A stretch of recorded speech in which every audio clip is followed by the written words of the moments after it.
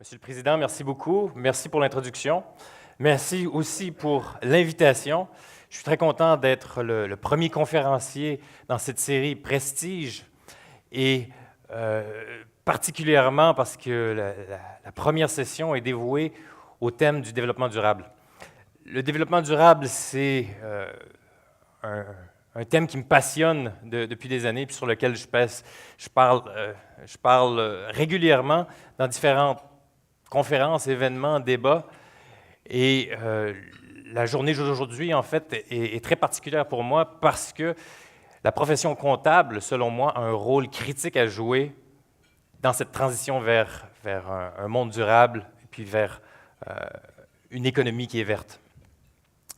Avant de commencer, laissez-moi dire quelques petits mots sur un petit constat par rapport à comment on est arrivé ici.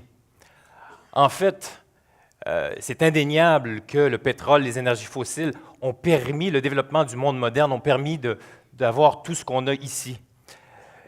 C'est eux qui nous ont également apporté le progrès, le confort et une richesse pour des centaines de millions de personnes. Mais aujourd'hui, les coûts de cette accoutumance aux énergies fossiles, en termes de sécurité, en termes de santé, en termes d'économie et en termes social, dépassent largement les bénéfices. Et puis, cette économie qui est basée sur un modèle où on fait de l'extraction des ressources naturelles, leur transformation, on fait des produits qui sont achetés, qui sont jetés, et puis au passage où on fait de la pollution et on détruit les écosystèmes, c'est un modèle qui est complètement dépassé. Aujourd'hui, c'est le temps de redécouvrir, reconnecter et créer une économie et des sociétés où les questions d'environnement et le monde de demain qui doit être un monde durable, un monde équitable, un monde où les questions environnementales, les questions de business sont intégrées les unes aux autres, et c'est là-dessus qu'on doit travailler. Alors aujourd'hui, le capitalisme vert du 21e siècle, ou le capitalisme naturel, comme on en a parlé il y a quelques secondes, c'est devenu une priorité. Et puis je vais vous expliquer pourquoi la profession comptable a un rôle absolument clé à jouer dans cette transition. Hop. Un petit état des lieux pour commencer. Il y a 3 milliards de personnes sur Terre qui n'ont pas accès à une vie décente et digne avec le problème de l'accès à l'eau, l'assainissement, les questions de l'alimentation et puis l'accès à l'énergie qu'on appelle moderne. Malgré tout, la croissance démographique continue. On était 1 milliard en 1800, il y a 200 ans. Aujourd'hui, on est à 7 milliards. On se dirige vers les 9, les 10 milliards de personnes sur Terre. La Chine, l'Inde, le Brésil, la Russie sont dans une course vers le développement pour nous rattraper. Ils ont besoin des ressources naturelles pour y arriver.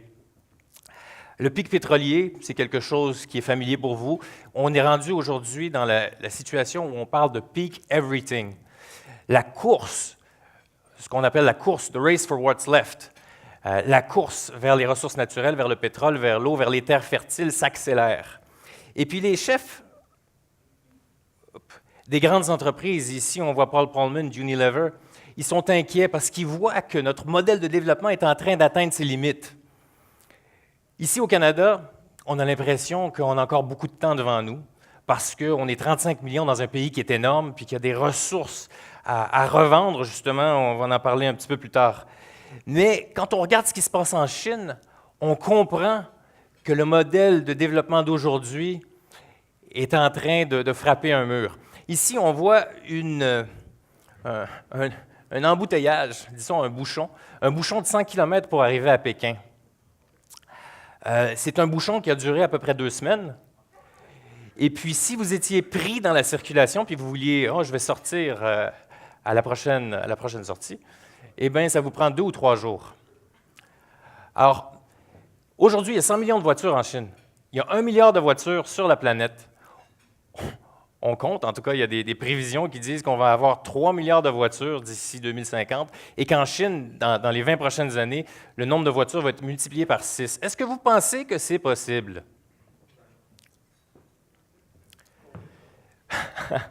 pas au pétrole, c'est un très bon point.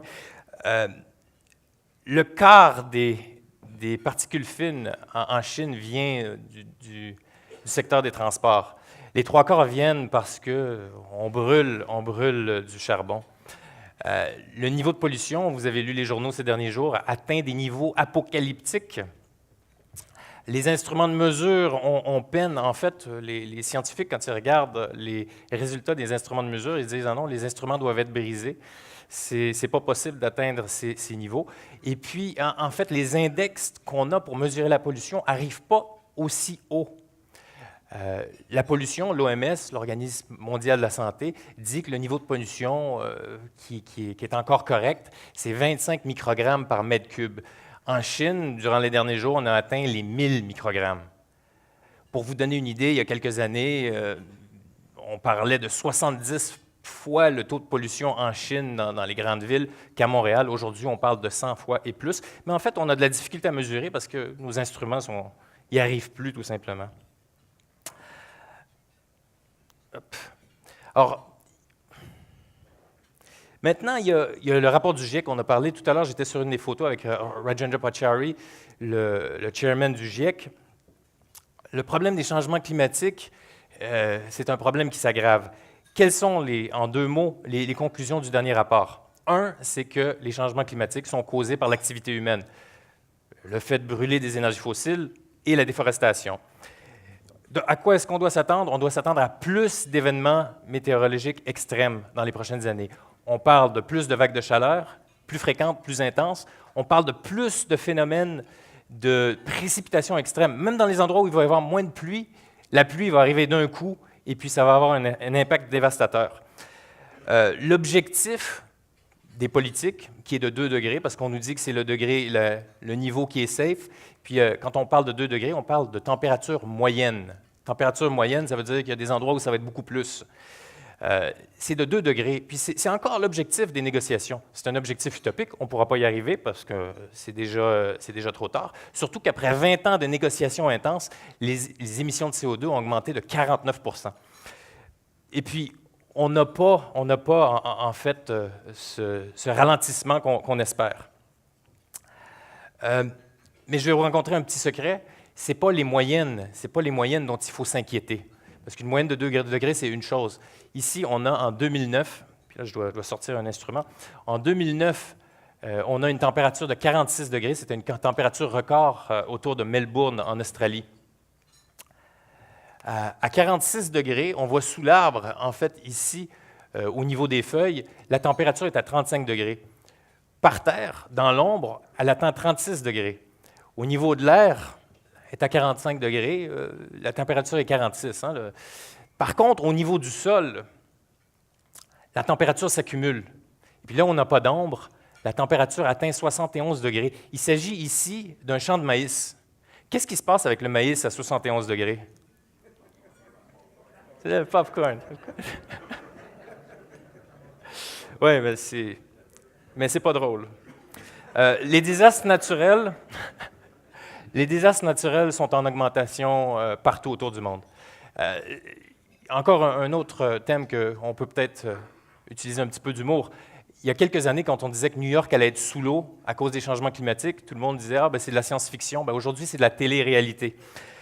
Les désastres naturels augmentent partout autour du monde. Aux États-Unis, c'est une catastrophe. On a une crise de l'eau. Au Canada, pour ceux qui ne croient pas au changement climatique, parce qu'il y en a, il y a le secteur de l'assurance qui est très préoccupé. Les pertes au niveau des compagnies d'assurance par rapport aux événements météo extrêmes ont augmenté en 10 ans de 100 millions de dollars à 1 milliard de dollars. Alors, on ne peut peut-être pas croire au changement climatique, mais on est quand même obligé de payer les factures avec des primes qui sont plus élevées et puis une augmentation des déductibles et tout le reste et tout le reste. Évidemment, le secteur de l'assurance est très préoccupé. Et puis c'est pour ça que le deuxième réassureur au monde, Swiss Re, a dit que si votre entreprise ne prend pas les émissions de carbone au sérieux et son empreinte au sérieux, peut-être que nous, on décidera de ne pas l'assurer, ni ses cadres, ni ses administrateurs. Donc, qu'on croit au changement climatique ou pas, on est quand même obligé de passer à l'action, surtout si on est un chef d'entreprise.